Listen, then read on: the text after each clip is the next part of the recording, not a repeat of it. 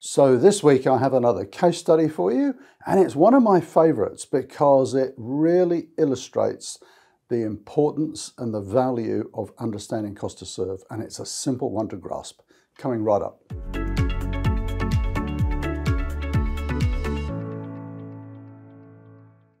So this is one of my favorite case studies because it's really simple, it's easy to grasp, and it illustrates the value so well of understanding cost to serve to make sure you don't have profit leakage in your supply chain. So this was a number of years ago, but I love to share this case study because it's such a good one.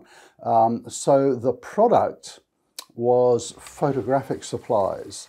Now, some of you watching this probably never owned a film camera, but we're talking about back in the days when you open the back of the camera, you put your film in, you took your 24 or 36 photos, and then you had to take the film to a processing.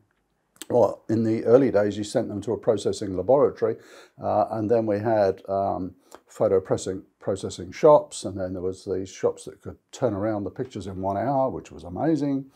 And anyway, the company that I was working with was supplying all of these photographic shops with all of their chemicals and paper and all the rest of it. And one of the products was white cotton gloves.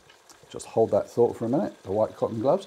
Why white cotton gloves? Well, because once the film was out of its canister and being processed, the film techs had to be very careful not to damage the film stock. So, you know, you could scratch it and that would come out in the photos, so they used to wear these white cotton gloves. So, back to the story. We were doing some work looking at this company's warehouse, trying to improve their warehouse layout and their processes. And as I was looking around the warehouse, I noticed, you know, the different types of products that were going out. And one of the products were these white cotton gloves. And there was hundreds and thousands of these cotton gloves going out because they obviously only used them a few times and chucked them away, and then they'd get a fresh pair. And all of the customers were ordering these white cotton gloves, all of these photo processing shops. And so there was lots and lots of orders going out. But the thing that I noticed was that they were going out on their own, not as part of a multi-line order. You know, you would imagine that there would be paper and chemicals and the cotton gloves would just be one of the items on the order, but no, these white cotton gloves were just going out on their own. And so that got me thinking, I wonder how much these sell for. And I wonder how much it costs to actually process these orders.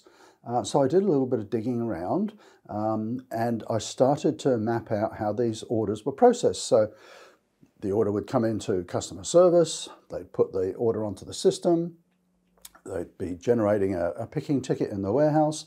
Someone would go and pick the cotton gloves, and quite a few were just going out as a single pair.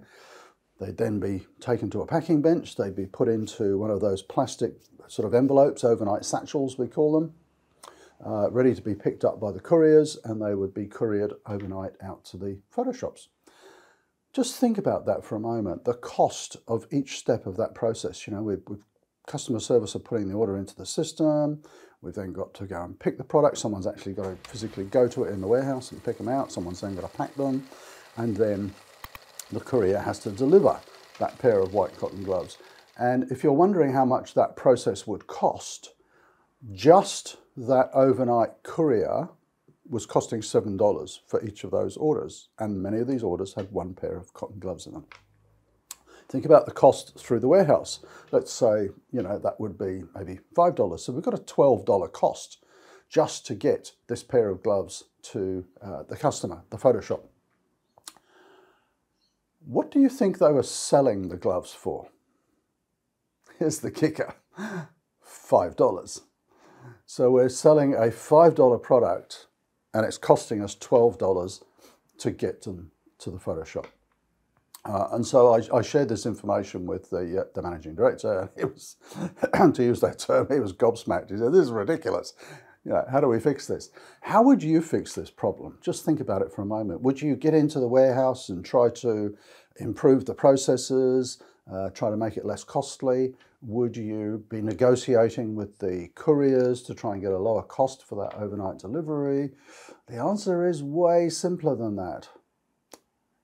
way, way simpler.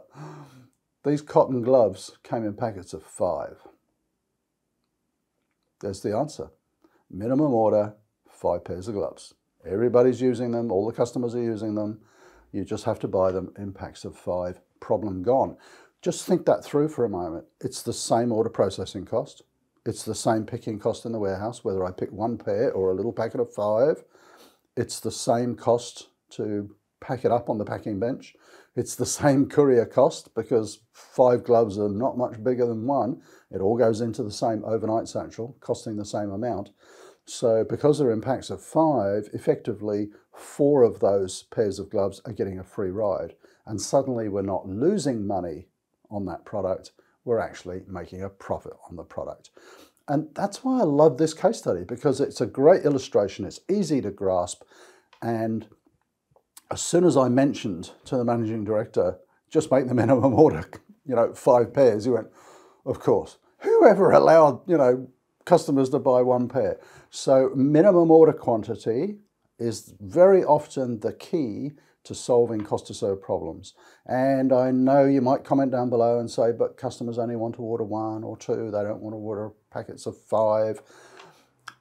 What you can do, once you understand the cost to serve, once you understand that profit leakage, you can actually start doing deals. So it might be 1 pair of gloves is $5, but if you buy a packet of 5, you get 1 free. And little incentives like that. You're still ahead, and the customer's happy because they're getting a discount. So there we go. What I would ask you this week is to think of your supply chain, think of your warehouse, think of your distribution, and think for a moment, what are the white cotton gloves in your business? Because every business has the product like the white cotton gloves, which is a no-brainer. It's costing you money to distribute them, but it's a no-brainer to fix. What's the white cotton gloves in your business? Bye for now, and thanks for watching.